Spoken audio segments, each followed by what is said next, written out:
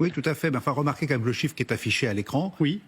Sachant qu'on a une production de 600 patriotes par an, vous voyez que les 4200 sont pas près d'arriver quand même. Donc, ça c'est sûr. Donc ça veut dire quand même qu'on est sur de longues période avec des chaînes de production qui ne sont pas capables de produire aussi vite qu'on le voudrait, même s'il y a une amélioration actuellement avec une augmentation de 20%, notamment chez l'industriel qui fabrique ces patriotes. Donc c'est mis en route, mais c'est une autre conséquence plus lointaine, mais qui revient. Mais on peut être désarmé à ce point-là.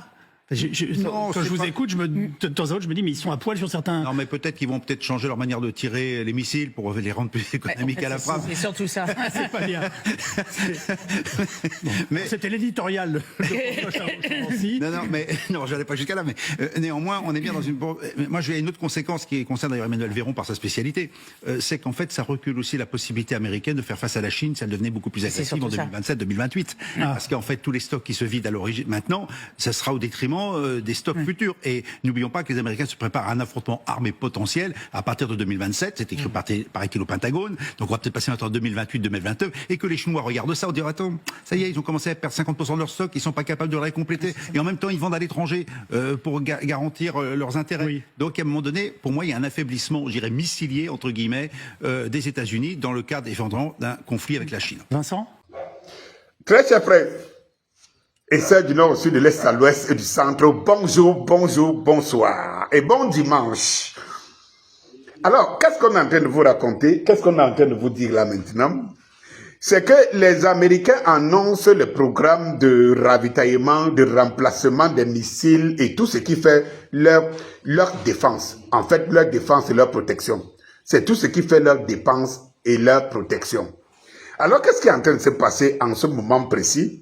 Cela veut dire qu'ils annoncent la compensation du stock. Seulement, dans la réalité, pour que les 4250 missiles soient compensés et soient sûrs, il faut au moins 7 ans de production. 7 années de production. Mais imaginez les Américains en train d'attendre 7 ans pour avoir le stock de missiles dont ils disent. Ça, c'est une chose.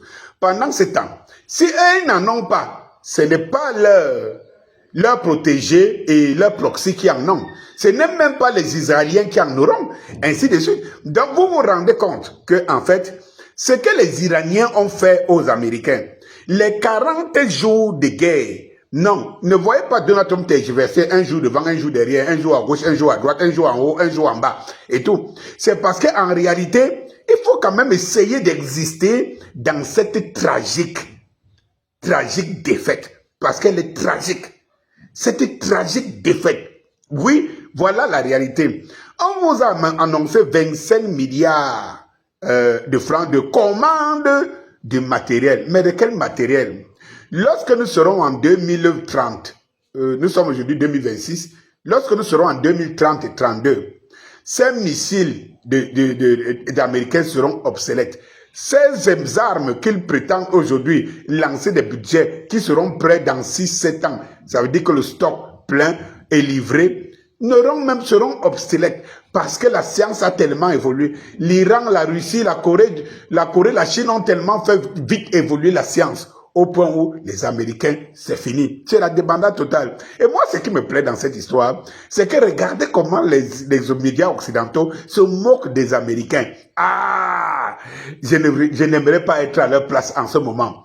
Il y a encore quelques mois, j'ai rencontré un compatriote qui m'expliquait comment, non, les Américains, non. Toi, tu parles des Américains face à des gens, la guerre n'avait même pas encore commencé. Mais il me disait, non, quand les Américains vont se fâcher, vont anéantir l'Iran, deux mouvements et tout. On a parlé de ça des Russes aussi et tout. Et moi, je lui disais, mon très cher frère, il faut sortir des films de Hollywoodiens. Il faut sortir du cinéma de Rambo, de Sylvester Stallone et de tout.